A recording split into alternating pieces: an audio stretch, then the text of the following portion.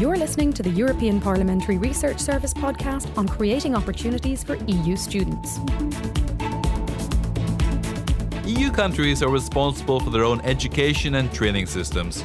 But faced with common challenges such as ageing societies, unemployment, skills deficits and technological developments, some help from the European Union may prove very helpful.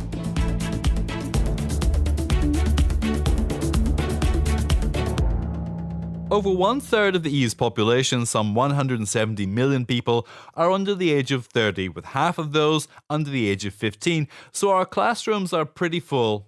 At a time when nearly 1 in 10 young Europeans are unemployed and pressure on public finances is growing, finding ways to get young people into the labour market is a top EU priority. Because education makes people better equipped to play an active role in society, it can also be helpful in tackling issues such as populism, migration, and poverty. So where's the catch? Well, the thing is that decisions on matters of education and training remain firmly in the hands of the member states, so there's only so much the EU can do. Having said that, sound evidence and analysis from the EU can help national authorities make the right decisions to improve educational outcomes and the employability of young people. That's why in 2009, the EU set a series of common objectives to address the most pressing concerns in EU education systems by 2020.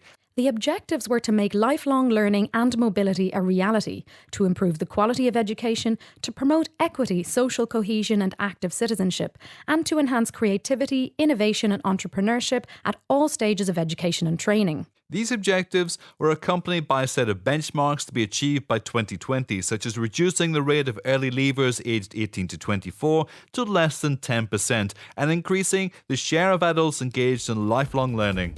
So how do we score?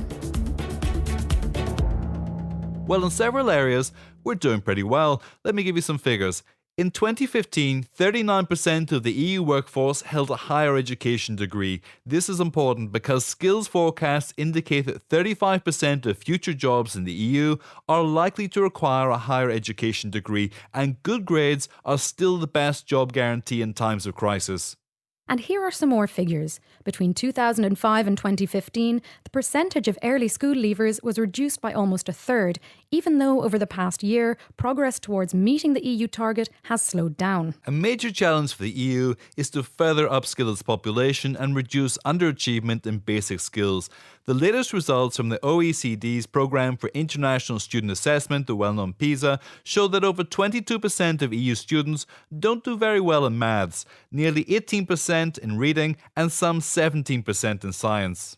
Considering that the EU's target is to reduce these figures to less than 15% by 2020, there's still some work to do. Another EU target is to have at least 15% of the population aged 25 to 64 participating in lifelong learning. Here, however, progress has been very slow, with the EU average stagnant at 11% in 2014 and 2015, so quick and decisive action is needed if we want to reach the benchmark. On a more positive note, this year the Erasmus student mobility programme that has allowed more than 9 million Europeans to study and live abroad turns 30.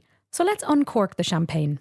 There are indeed many reasons to celebrate. Widely recognised as one of the most successful EU programmes, Erasmus provides a concrete example of the positive impact of European integration. According to a recent study, young graduates with an Erasmus experience have more skills and better opportunities than students who have not gone abroad. And they're half as likely to become long-term unemployed as non-mobile students. A spin-off from the programme, Erasmus for Young Entrepreneurs, gives wannabe entrepreneurs the chance to learn some good tips from experienced entrepreneurs in other participating countries. And data show that companies who took part in the programme are more resilient, grow more and create more jobs. And more than a third of the aspiring entrepreneurs see their dream come true and go on to create and develop their own business after the exchange, generally with more success than other startups. In the first 7 years of the programme, over 3,000 exchanges have taken place, involving more than double the number of entrepreneurs, so it's definitely a promising start. In today's global and fast-changing world, EU member states may still want to retain control over their national education systems, but unless we all move in the same direction, future generations of EU students may have a hard time finding their place in society and in the world. You're listening to the European Parliamentary Research Service podcasts.